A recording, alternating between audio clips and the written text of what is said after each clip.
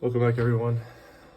Today we're talking about the method of joints used for trusses. So, what is a truss? What is a truss, you might ask? A truss is a structural framework composed of triangular sections used to efficiently distribute loads and provide more strength in buildings and bridges. So today, method of joints is basically just having a triangular section like this and splitting it up into by each joint and solving all of the forces and support reactions through each specific joint, like we have A, B, C, and D here. So we'll just be doing that, and let's get started. So the question is, determine force in each member of the truss and state if the members are in tension or compression, and we are assuming theta is just 0 degrees for right now. So this picture here, we have point A, point B, point C, and point D.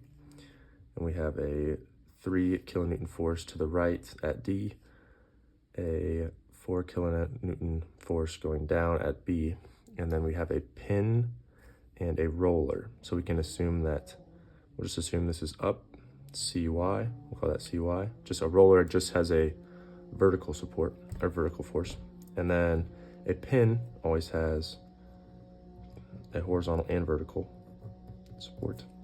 So you got AX and AY acting at this pin, okay?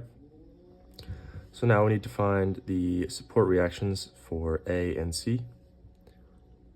So let's first start with summing the forces in the X direction, because this is very simple. Because there is only the 3 kilonewtons at point D to the right, and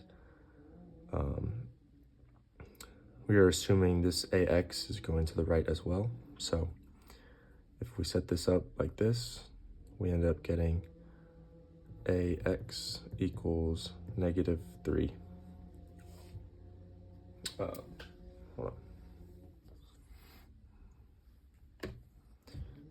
-3. So then we know AX equals 3 kilonewtons to the left, actually. So because we assumed it was going to the right and our answer was negative, we know that the horizontal reaction goes to the left at pin A. So now, in order to solve for the reaction at C, okay, so now if we tried to sum the reactions in the Y direction, we would have AY, which is unknown, we have B, which is known, and we'd have CY, which is unknown, so that's not going to work. So what we're going to do is take the moment about point A to get rid of anything along that line of action, and then we'll be able to solve for CY directly. Okay, so take the moment about AY, you have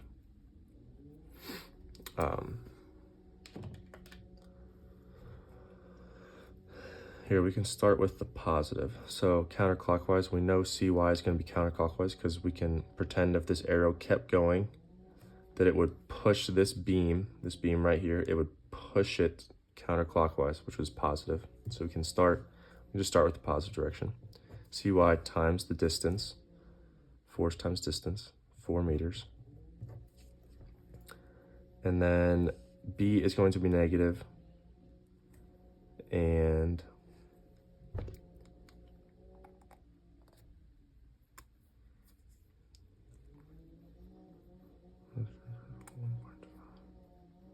oh, sorry, I forgot to add a dimension here.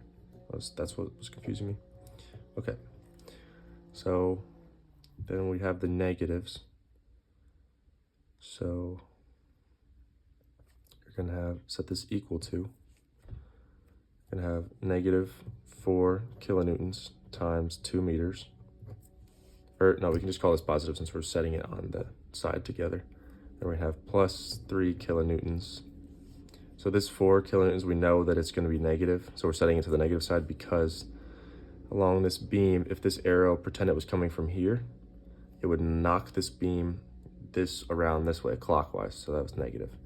And then this one, it's heading this way, so it would knock this bar clockwise as well, and then the distance is 1.5 meters, so 1.5 meters. So if we solve this out, we get Cy is equal to 3.125 kilonewtons, and we assumed correctly, so it is still vertical, still up. So now that we have Cy, and we have B, obviously because this was given, we're able to solve for AY directly. So since we're assuming AY is up, we can just do the AY plus Cy, so 3.125 kilonewtons, and set that equal to the negative of 4 kilonewtons. So then AY equals 0.875 kilonewtons up. So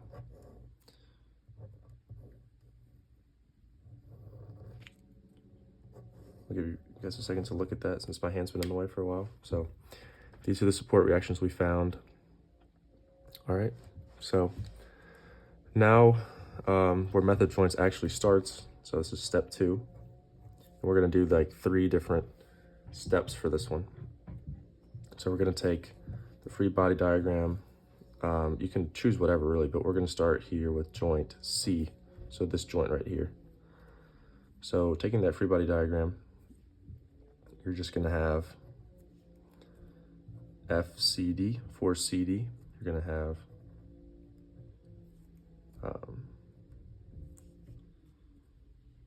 FBC, and you're gonna have your CY, which we know is 3.125 kilonewtons, okay?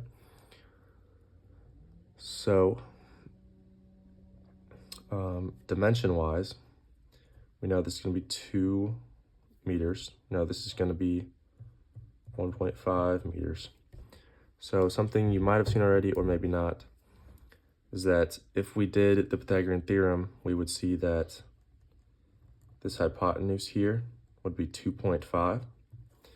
But if you multiply each side by 2, it actually ends up being a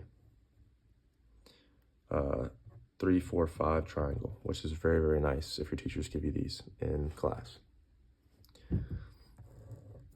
So now that we know this, we can just go ahead and first we can sum the forces in the y direction.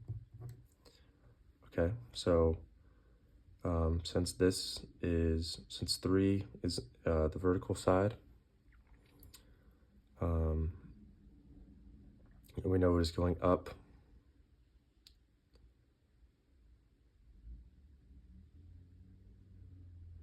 We can go ahead and put